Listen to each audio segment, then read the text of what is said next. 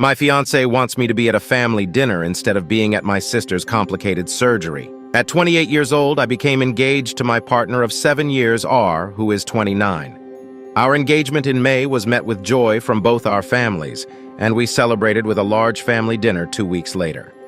R's brother, who lives 250 miles away, was unable to attend, so we planned a special meal with R's family for late June to coincide with his brother's visit. This visit had been scheduled well before our engagement and was not specifically for the celebration. Earlier in the year, my sister Kay, who is 32, developed a severe eye infection that rapidly evolved into an ulcer, causing scarring on her cornea and putting her at high risk for a perforation. She was in need of a corneal graft, but her surgery was delayed by 4 weeks due to her surgeon's absence. Unfortunately, her condition worsened, and her cornea perforated on the day of the planned family meal with R's brother. At the time, Kay's wife was unreachable at work, and our mother was away. When Kay informed me of her situation, I knew she would be facing it alone. I managed to leave work early to be by her side. I informed R of the emergency, and while he expressed his concern for Kay, he also reminded me of the family meal. I was too preoccupied with my sister's crisis to consider the dinner. Upon reaching the hospital, I found Kay in a flurry of medical activity, surrounded by doctors and nurses. It was then that I learned she required an emergency procedure to save her eye by having it glued, as there was no available surgeon at that hospital capable of performing the operation. Consequently, Kay needed to be transferred to another hospital an hour and a half away for the urgent surgery. When the medical staff inquired whether my sister would require transportation or if I could drive her to the other hospital for her emergency operation, I immediately agreed to take her. Upon arrival, we were informed that her surgery was scheduled for 5:30 p.m. Realizing I wouldn't make it to the dinner, I texted R to update him. His reaction was extreme. He suggested I leave Kay at the hospital post-operation for her wife to collect, despite me not having been able to contact Kay's wife yet. I firmly told him that was unacceptable and criticized his insensitivity. I also informed his mother about the situation, who showed immense understanding and support, emphasizing that Kay's health was paramount and the dinner could be rearranged. His brother shared this sentiment. After ensuring Kay's operation was successful and getting her home by 9 p.m., I finally returned home around 11 p.m. to find R already asleep. For days afterward, R remained distant, culminating in a significant argument where he insisted that his family should have been my priority, expressing embarrassment at attending the dinner without me. I countered, appalled that he expected me to prioritize a meal over my sister's health crisis. This disagreement led to a tense week until we seemingly resolved our differences. However, 8 weeks later, when his brother visited again and we dined out with R's family, the topic of Kay's health and her recent corneal graft came up. His family's inquiries led me to share a photo of Kay's eye stitches, thinking it harmless. Yet R later criticized me for discussing Kay's health and showing the photo, arguing that I should prioritize his family over mine, especially once we're married. This ultimatum prompted me to leave for my mother's house as he bombarded me with messages and calls. Despite my love for him, I cannot agree to prioritize his family's desires over my own family's health needs. My close bond with my sister and mother won't change, leaving me uncertain about how to proceed in our relationship. Has anyone else experienced a similar situation? How did you handle it? Deciding to end the relationship was one thing, but the real challenge I foresaw was getting him to move out of my house. The property was mine, a direct result of my grandmother's passing 5 years prior. She left her house to my mom, who sold it and divided the proceeds between my sister and me. With my share, I purchased my home about a year after my grandmother's death. The day after making my decision, I reached out to a friend of my stepdad's, a landlord, who then connected me with his solicitor. Although we couldn't meet in person that day, we had a phone conversation where he outlined my options. In the UK, there's a legal provision known as a Section 8 notice, which is essentially a 14-day eviction notice. The solicitor mentioned this would be the fastest route to take him out, but he also warned that it could be contested, potentially leading to a drawn-out court battle. I instructed him to prepare the notice for Friday the next day. I had already planned to break up with him after work on Friday, giving him the weekend to process his emotions before Monday. On Friday morning, I texted R and asked him to meet me at our local pub after work, which he agreed to. Choosing the pub was strategic. It was a public place, and I knew my stepdad and some of his colleagues would be there for their regular Friday drinks, providing a sense of security. This meeting setup was actually a suggestion from fellow Redditors, so thank you for that. During my lunch break, I picked up the eviction notice, which cost pound $250 but felt worth every penny. When I arrived at the pub, R was already there, and I spotted my stepdad at the bar with his mates. I wasted no time in confronting R. I told him firmly that our relationship was over. His lack of support during one of the most terrifying times in my life, and his expectation for me to prioritize his needs over my family's were deal breakers for me. No matter what he said in response, my mind was made up. We were done. He looked at me in disbelief for what seemed like forever, but was likely just a moment. He protested, reminding me of our 7-year history and claiming I'd never find someone like him again. To that, I replied that I didn't want someone like him, that I needed a partner who would stand by me during tough times instead of complaining that things weren't going his way.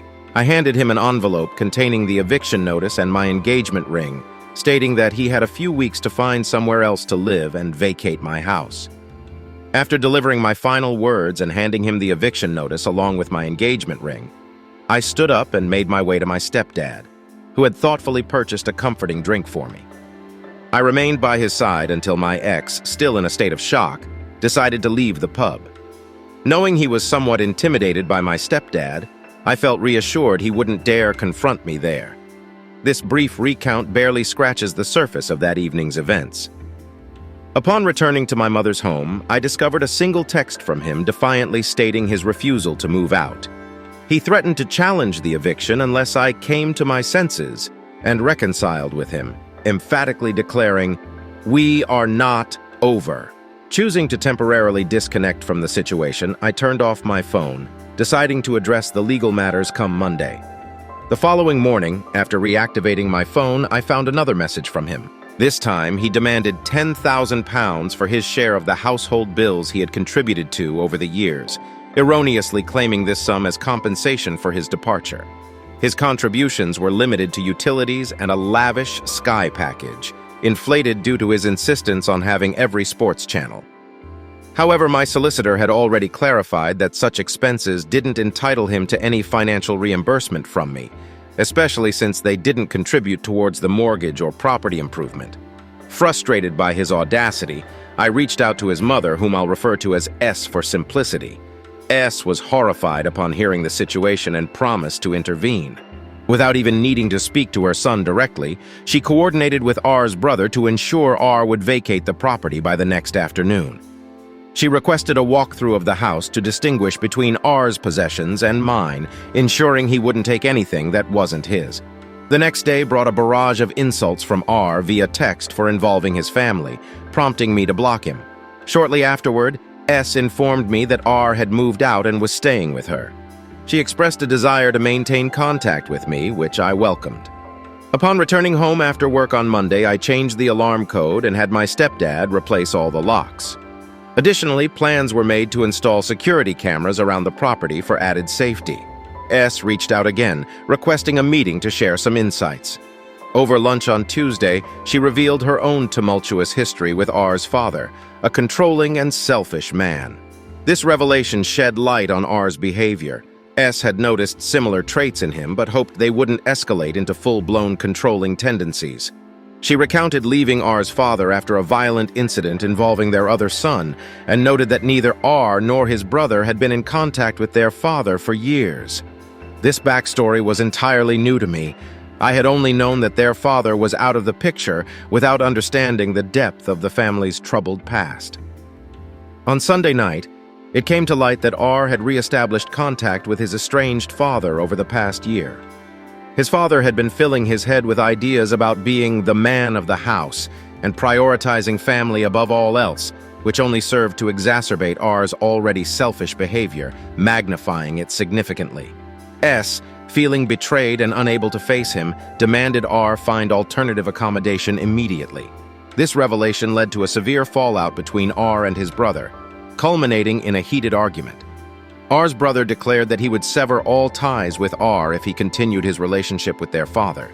He even told R to spend Christmas with their dad since S would be at his house and R was not welcome. When S sided with R's brother, R angrily threatened to move in with his father, but returned a few hours later, visibly upset. It turned out his father had refused to take him in, showing a cold indifference to his son's plight. S believes R is beginning to understand the full extent of what he has lost by listening to his father and is now seeing his father's true nature. Despite her profound disappointment, S is trying to support him as a mother, though she insists he must leave her home due to a breakdown in trust. R's brother remains estranged, unwilling to reconcile.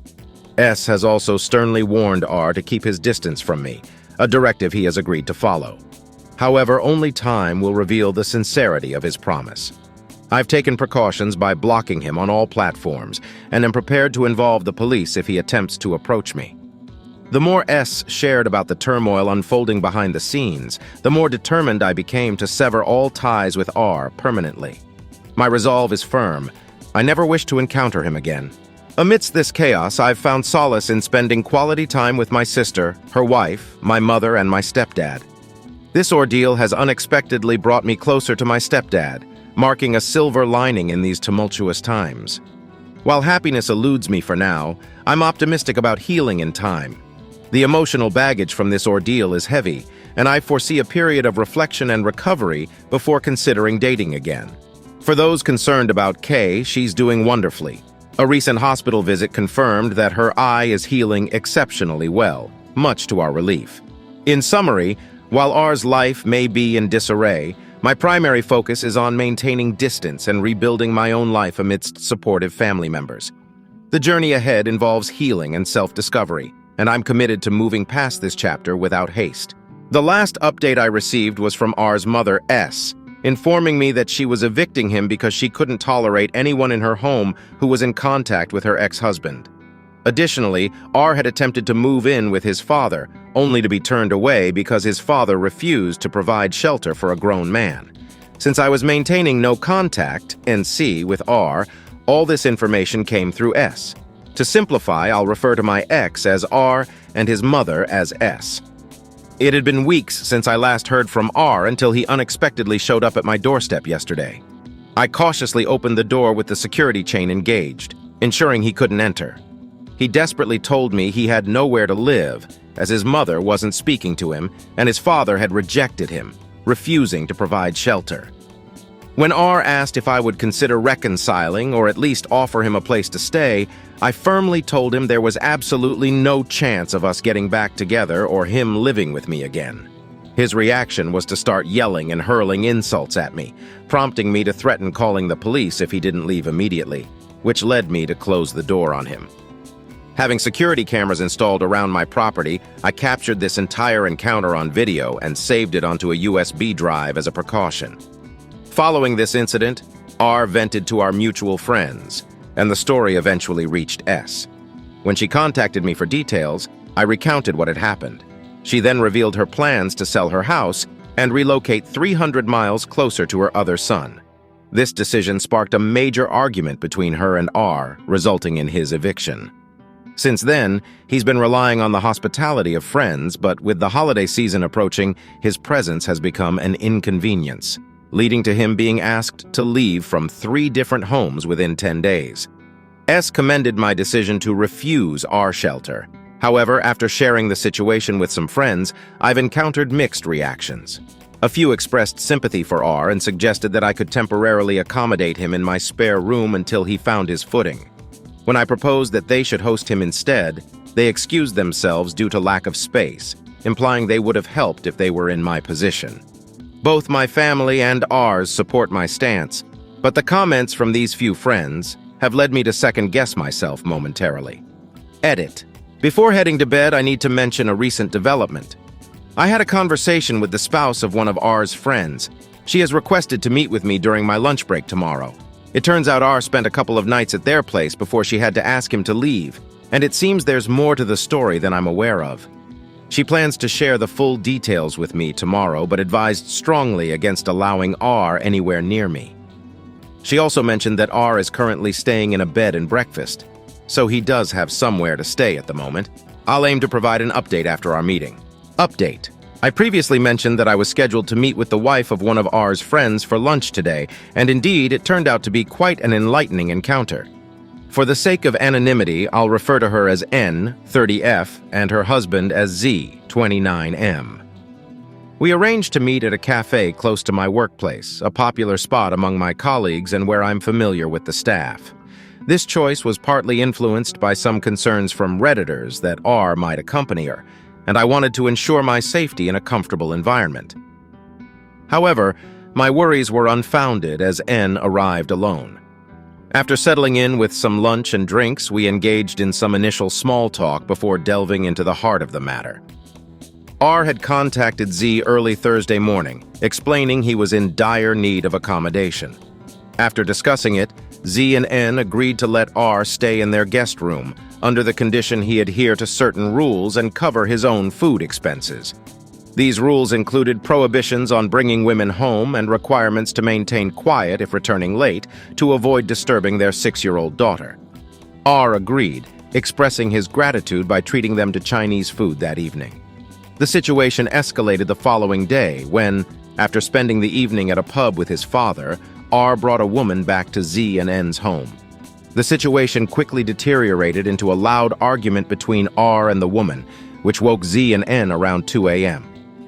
The altercation stemmed from R's disrespectful treatment of the woman after their encounter. N intervened, helping the woman leave by taxi while Z confronted R. The conflict escalated when R directed his anger towards N with derogatory remarks, leading to Z physically restraining him. Remarkably, their daughter remained asleep throughout the ordeal. The next morning, N took their daughter to her mother's house after instructing Z to expel R from their home. Despite R's pleas for forgiveness, Z stood firm and forced him to leave. It appears R came directly to my house after this incident. On Sunday, Z reached out to R for a meeting in an attempt to understand his recent behavior, given their long history of friendship since they were 11 years old. It was during this meeting that Z managed to uncover the truth behind R's actions.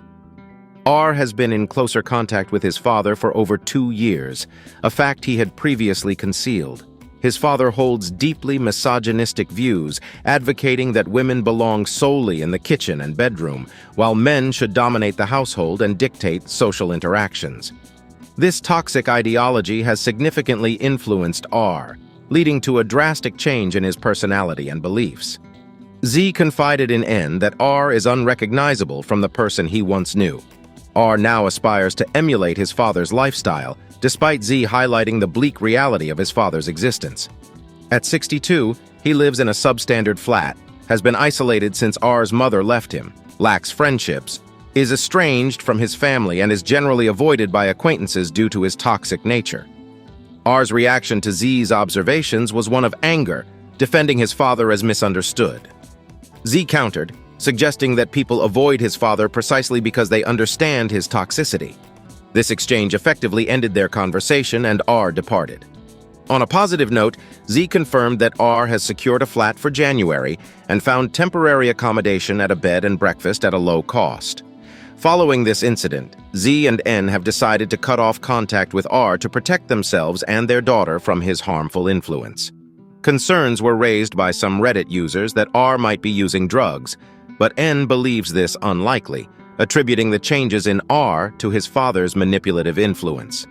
She revealed that R has been monitoring my Instagram activities through a secret account, prompting me to set my profile to private after learning he criticized my spending habits based on my recent Christmas market visit.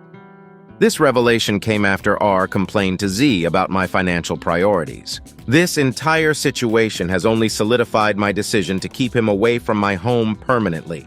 It has also led me to a realization that any feelings I once had for him have completely dissipated, leaving only frustration at his current behavior and a sense of sorrow for the man he used to be. Surprisingly, learning about another woman in his life didn't bother me in the slightest. It left me utterly indifferent. I expressed my gratitude to N for sharing this information, and we agreed to stay in contact. Although our relationship might not be as close as it was during my time with R, it's comforting to have someone who fully understands the situation and has witnessed R's behavior firsthand. Some Reddit users advised me to distance myself from friends who suggested I let him stay with me. While cutting them off entirely isn't feasible due to our shared social circle and potential drama, I plan to maintain a cautious distance and interact with them minimally within group settings. Currently, I'm spending time at my sister's place, gearing up to watch a Christmas movie to set the festive mood for decorating our homes this weekend. Therefore, I'll be checking in sporadically over the next few hours should anyone have further questions. How do you like this story? Write your opinion in the comments. Let's get 1,000 subscribers on this channel. Love you.